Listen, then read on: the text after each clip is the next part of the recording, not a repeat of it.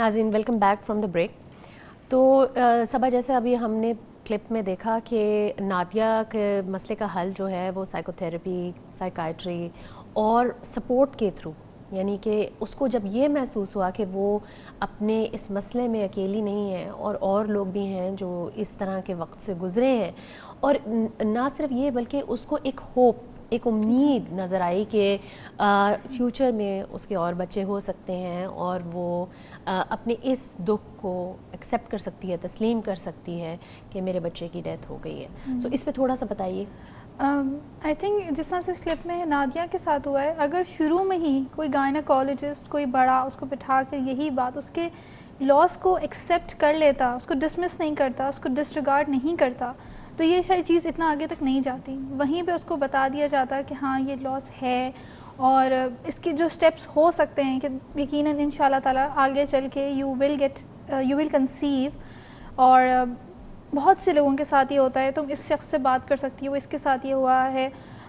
اور انہوں نے اپنے اس دکھ کو یا اس تکلیف کو کیسے پروسیس کیا.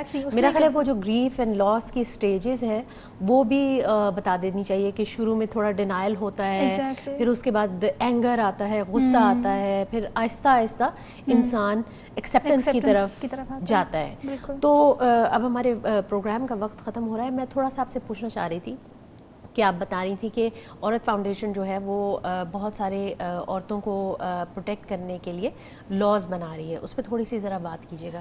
ہاں بالکل، کیونکہ جیسے میں نے آپ کو بتایا کہ ہم نے کچھ سجیشنز جو ہیں وہ تیار کر کے مختلف پولیٹیکل پارٹیز کو دیے. اس کے علاوہ جو اس وقت ہم دیکھتے ہیں کہ گھریلو تشدد کا جو قانون ہے اس کے اوپر ہم لوگ کوئی گزشتہ 20 سالوں سے گھریلو تشدد سے آپ کا مراد ڈومیسٹک وائلنس؟ جی بالکل ٹھیک ہے. کہ اس کے حوالے سے ہم گزشتہ 20 سالوں سے اسٹرگل کر رہے ہیں. اب اس دوران جتنی بھی حکومتیں رہی ہیں ان کے ساتھ نیگوسیشن رہا ہے، ان کے ساتھ لیجسلیشن رہی ہے، انہیں بتایا گیا اور ہم نے ڈسٹرکٹ لیول سے لے کے پروونشل لیول تک جو ہے وہ ڈیٹا کلیکٹ کر کے بتایا کہ دیکھیں اس ڈسٹرکٹس میں اتنی عورتوں کے ساتھ کاروکاری کر کے ان کو قتل کیا گیا، یا ڈومیسٹک وائلنس ہوا، یا ان کے ساتھ جو ہے وہ آنر کلنگ ہوا ہے، یا ان کو خودکشی انہوں نے کر لی اور اس کے ساتھ ان کی وجوہات کیا تھیں. یہ ساری چیزیں جو ہیں وہ ہم شیئر بھی کرتے ہیں.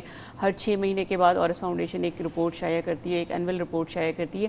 تو اس کے ساتھ ہی ہم اس بل کے لیے بھی جو ہے وہ اسٹرگل کریں. جو گھریلو تشدد کا قانون ہے اس کے حوالے سے اس کی موجودہ صورتحال یہ ہے کہ شاید اب جو ہمارے کچھ چند دن بچے ہیں اس حکومت کے، تو اس میں جو اب آئندہ اجلاس کال ہوگا صوبائی اسمبلی کا، تو ہو سکتا ہے کہ اس میں جو ہے وہ اس کو ڈومیسٹک وائلنس نہیں پیش کیا جائے گا. اچھا، پیش کیا جائے گا کیونکہ ہم بہت کام کر رہے ہیں. اور آپ دیکھیں کہ 4 سال جو تھے وہ ایسے ہی گزر گئے.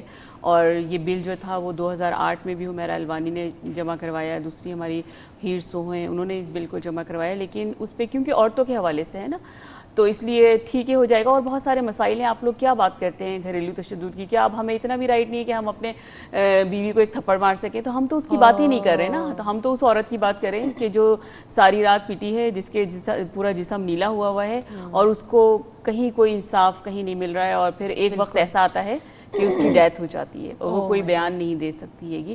تو ہم وہ اپنی آواز نہیں اٹھا سکتی. بالکل. Thank you so much Malika, thank you so much Saba. آپ لوگوں نے ہمیں اس ٹاپک کے بارے میں بہت سارے ڈفرینٹ نظریات سے اس مسئلے پہ روشنی ڈالی.